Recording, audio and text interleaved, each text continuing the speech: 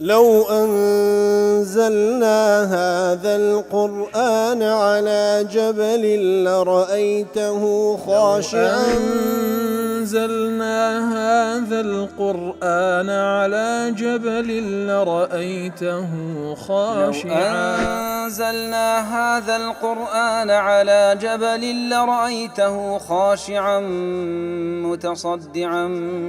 من خشية وتلك الأمثال نضربها للناس لعلهم يتفكرون.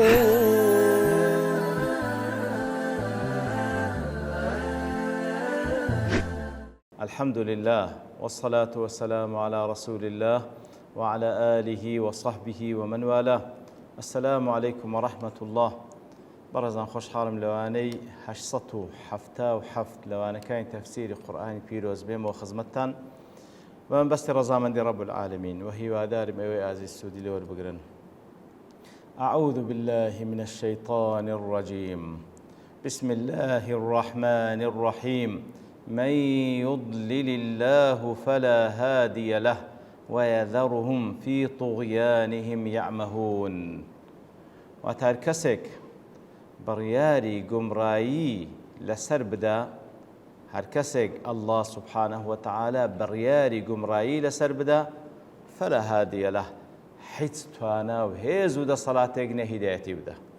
ويذرهم في طغيانهم يعمهون. ئیتر دقري لطغيان سركشيكي خويان يعمهون يتحيرون يترددون بوشيوي لو قمرايي خويان تردد بكنو بينو بتنو محير بنو سلشيواو بن. من يضلل الله فلا هادي له ويذرهم في طغيان يعمهون. لا تفسير قاسمي دلي أي في كفرهم يتحيرون. وازيان ليدين لناو كفرك خويان محير بن، يعني أن من كتب عليه الضلالة كسيك الله تعالى برياري قمرائي لسربنوسي فلا يهديه أحد كسيك ناتواني هداية بدا ولا يغنيه النظر ولا الإنذار. هرسندي تماشاش بك أو كسب خوي هرسندي إنذاري شي بكريه استفادينية وكخوي يقول سورة يونس دفرم قل انظروا ماذا في السماوات والأرض. فهم بلبات تماشاب كان لآسمان كانوا زوي سي هي وما تغني الآيات والنذر عن قوم لا يؤمنون. فرام تماشادكي أوهموا آياتنا وهروهم إنزال لرجاء پیغمبران عليهم الصلاة والسلام هيت سودي لنبي يكسانك وآمادنين إيمان بينا. ولا سورة المائدة آت سليك ومن يرد الله فتنته فلن تملك له من الله شيئا. كسيك برياري أويل سر كسيك دا خواي قول برياري أويل سر كسيك دا كوا قمرابي وبفتنة بتي ناتواني هيزب كيل بوي ديارة وكو موضوعي هداية قمرائي معلومة كوا تنزاريش باسمان كرديا خواي قول سبحانه وتعالى عقلي بهموان بخشي لسر فتري خواناسي والتوحيد درستي كردية يتر أو كسا خواهي يقول عقليش بي بخشي أو كون بونا ولا هموي رينشاندن لبو أو كوا تي بقيني كأو إنسانا مخلوقش رب العالمين أو بيويس طريقة راز بقري تبر وبيغمبران شهاتين عليه الصلاة والسلام كتاب الشام بيلنا خواهي يقول سبحانه وتعالى برام كسي كوا آماد نبي استقبال حق بكاو روي لحق نبي خواي جورز برياي قمراي لسردا وكسيش كوا روي لحق بي بدواي حق دا بقريب بالتأكيد خواي جورز هدايتي دا سبحانه وتعالى أو السنة خواي جوري. وكل معارج دلي أي ومن وصل من أهل الكفر والتكذيب كسيك كوا أهل كفر أهل تكذيب وتأتكان بدرود الزاني جيشت درزي شوا إلى أن يحكم الله عليهم بالضلال. گەیشتە ئەو دەرەجەیکەوە هەر کوفر دەکاو هەر ئاتەکان بە درۆ دەزانی دەگاتە ئەو حەدەیکەوە ڕەب العالەمین حکمی گومڕایی و حکمی ضەلالەتی بەسەرداددا وهم ما زالوا في الحياة الدنيا هێشتا لە دنیادان خوای گەورە سوبحانه وتعالى کە عالم غەیب وەشەهادە کە دەزانی ئەو کەسە بە هیچ شێوەی ئیستعدادی ئیمانی نەهێنا ئیتر خوای گەورەش بڕیای گومڕایی لەسەردا لعلم الله بأحوال نفوسهم وقلوبهم ولا خواهي يقول دزاني أوانا خواهی گەورە ئاگای لە نەفس و دڵ و دەرونی ئەوانە وأنهم صاروا قوما مأيوسا منهم ئەوانە بووینە کەسانێکەوە مەئیوسە لە بابرێن ئیمان هینانیوان گەیشتە حەد دەرەجەی یەئسکەوە هیچ هیوا و ئاواتێک نە ئیمان بینن ولم تقتضي حكمته إنزال العقوبة العاجلة بهم بإهلاكهم إهلاكا شاملا ئیتر خوای گەورە بڕیاری گومڕاییان لەسەردا بەڵام کە هێشتا کاتی ئەوەی نەهاتیە کەوا خوای گەورە هەموو شتەکان بە حکمەتی خوای گەورە وا پێویست دەکات کەوا کاتی نەهاتێکەوە بە عەزابێکی شامل هەمووان لەناو ببە لأن فسادهم العام لم يصل إلى المستوى الذي يقتضي إهلاكهم إهلاكا شاملا كواتا أو فسادية عامي كأوان ديكن نجيشت أو مستواي كوا وبيويز بكا بتواتي خايقون لنا بينبا فإن الله جلت حكمته أو الله أو ذاتي كوا خاون حكمتي زورة يتركهم في طغيانهم يعمهون كواتا هيك أواني كوا بوشوي كأهل كفر أهل بدروزانين أتكان خواي جورنو خواي جور دزاني أوان هيز استعداد إيمانيان تدان خواي جور برياري قمرايا لسرددا بلام هشتا وقتي أوش نهاتي كواتواتي لناويان با تر خواي جور وازيان ليدين زاري زلويان لو شلدكا لناو الطغيان وسركشي خوان بمحيري بجيجي بصورينوا أي ومن وصل من أهل الكفر والتكذيب أو كباس ماكر في طغيانهم يعمهون أي في تجاوزهم عبر رحلة امتحانهم لو طغيان ولو تجاوزي كوا لجياني دنيا دا أوان تجاوزيان كرديو سنوريان بزاندية بوي كوا أو إيمان أو عمل صالح أو عقيدة كخواي جورد كساني بقرين بابرين بيبابن أوان بيبابنا بن تجاوز ده كان سنور ده بزينن هم لروي عقيدة وبير باورة هم لروي كارو كردوا ترخواي جوركاتك ودان بين أوان بوشة تجاوزان كده وازيان لدين يعمهون سيد العمه التحير والتردد أو كسانات تشي محيري وسلي شواوي دين كواتا دلي وهو في البصيرة كالعمى في البصر كواتا يعمهون لعمه هاتيا العمى في البصر والعمه في البصيرة كواتا كاتك كواتساو نابينا بيوغتي أعمى في البصر بلام كاتك كواتساوي دل نابيني بيوغتي العمى في البصيرة أوانا إتر خواهي قول سبحانه وتعالى وان لذكا بريال إيمان لسر كواتساوي دليان كوربي وحق نبيني أو زاد الله فنفهم من قول الله تعالى ويذرهم في طغيان يعمهون واتخواي قول وازيان الذين للطغيان كي خوان لتجاوز كي خوان بمحيري بصرينه دل وايد أن من وصل إلى حالة مأيوس منها كسك بقات حالتك كوا تازه مأيوس لوي كوا إيمان بيني بهواية لوي إيمان بيني وعلم الله منه ذلك وخواي قولش زاني كوا أو كسب بهيج شويق إيمان نايني حكم عليه بالضلال إتر رب العالمين حكم قمراي بسرددا وهو ما زال في الحياة الدنيا لكاتك داشت الدنيا ومن وصل إلى حالة مأيوس منها هل كسيش كوا قيشت وحالتك مأيوس بلي كوا إيمان نيني لانطماس بصيرته وتساوي ضلي كورب ولا آستحق نابيني فلا سبيل إلى هدايتي بأي وسيلة هيت هو كارق نامنه حزر رقاقني كوا هدايتي بداتا بأي وسيلة إقناعي أو ترغيبية أو ترهيبية كوات هيت كسيقناتواني أو كسهدايات بداتا بوي كوا هول بدا قناعتك عقلي بيبيني يان لخوشي وعد كاني خواي قورة إيمان بيني يان لترسي وعيد وهرش كاني خواي قورة إيمان نايني ولا يوجد أحد بعد الله يحكم له بالهداية يتل كسك وحكم قمرائي لسردال الله خواي قورة سبحانه وتعالى كسك ناتمان لدواي الله سبحانه وتعالى حكم هدايتي لبو بداتا ونفهم أيضا إن الذين وصلوا إلى هذه الحال مأيوس منها وأوش لتدقين كسك يشتبعوا حالتك مأيوس لإيمان هنان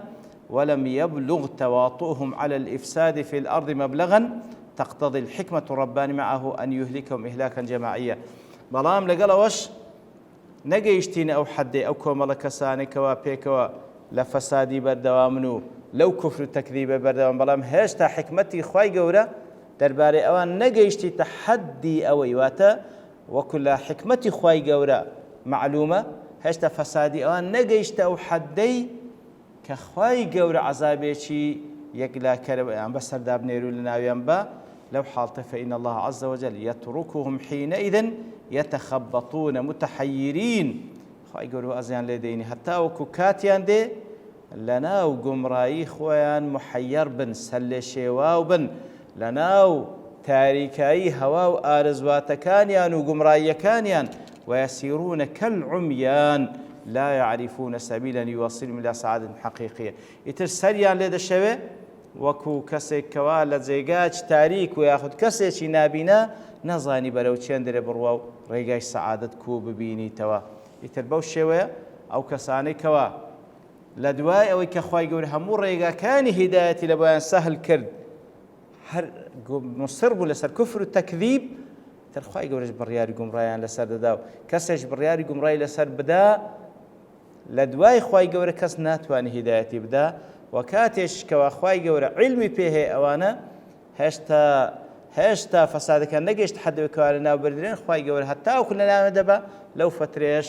ئەوانە لە گومڕایی خۆیان دەسوڕێنەوە بە محەیەری و بەسەر لێ شێواوی لە دوای ئەوە دەفەرمی يسألونك عن الساعة أيان مرساها واتە یا رسول الله صلى الله عليه وسلم پرسیار لێ دەکەن دەربارەی هاتنی قیامەت ئەیانە مرساها کەی دێ ئەو کاتێکەوە قیامەت هەڵبستی قل پێیان بڵێ إنما علمها عند ربي پێیان بڵێ علمی هاتنی ڕۆژی قیامەت لای هیچ کەسێک نێت تەنها لای پەروەردگارم نەبی لا يجليها لوقتها إلا هو هیچ کەسێک ناتوانی کەشفی بکە علمی هاتن و کاتی هاتنەکەی إلا بەخۆی نەبی سبحانه وتعالى ثقلت في السماوات والأرض أو قەزێ قورسە لە ئاسمانەکان و لە زەوی کەسێک ناتوانی علمی هاتنی قیامەت بەدەست بینی لا تأتيكم إلا بغتة ناتە سەرتان إلا لەناکاو نەبی يسألونك كأنك حفي عنها پرسیار لێ دەکەن وەکو نەما تو علمت پێ هەیە یان زۆر پرسیار دەکەی و علمت بەدەستێنیا دەربارەی ئەو شتە قل إنما علمها عند الله دیسان پێیان بڵێەوە علمی هاتنی قیامەت لای الله سبحانه وتعالى ولكن أكثر الناس لا يعلمون بەڵام زۆربەی خەڵکی نایزانن يسألونك وەکو لە تەفسیر قاسمی أي المكذبون لك ئەوانی کە ئەتو بەدرۆ دەزانن پرسیارت لێ دەکەن دەربارەی قیامەت عن قیامها وحینها واتە چ کاتێک دێت چ کاتێک دەست پێ دەکا ئەیانە مرساها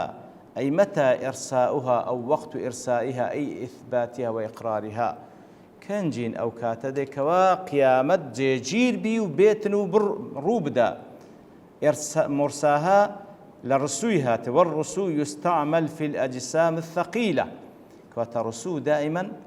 لبو هاتون استقرار كرني جسمك وبابلين تنيشي زور قرص وإطلاقه على المعاني تشبيها لها بالأجسام كواتا كاتكوا لبو معاني بكار هاتكوا قيامت معناه خو جسم يغنيه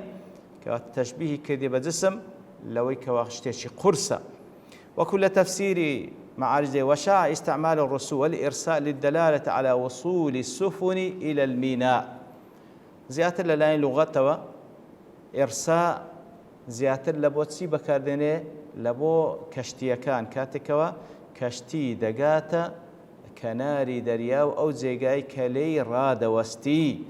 وإلقاء مراسيها لتثبت وتستقر أو شتاني كوا بابرين خوي بي راد قريتن لو زيغاي كدوي راب وستيتن إتر زياتر أو لفظة إرساء رسو لبو كشتي قورة بكارين لچين دري يرسي راد وستيتن لچين دري راد وستي لكناري أو درياو لو ميناي كوا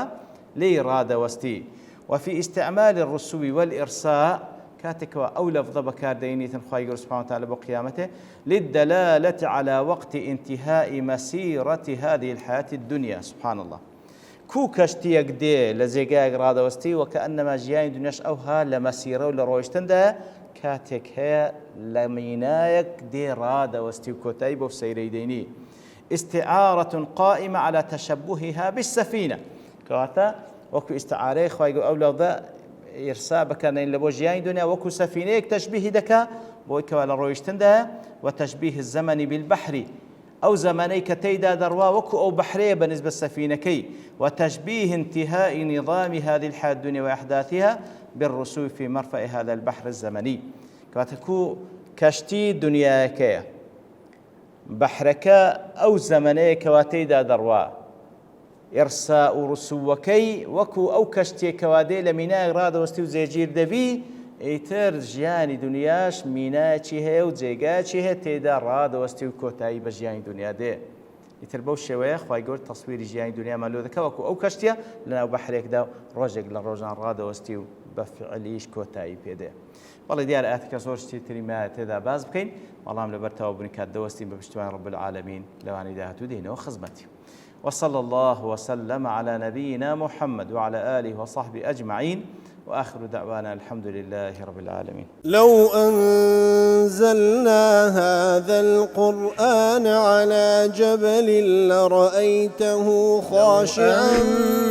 أنزلنا هذا القرآن على جبل لرأيته خاشعا أنزلنا هذا القرآن على جبل لرأيته خاشعا متصدعا من خشية وتلك الأمثال نضربها للناس لعلهم يتفكرون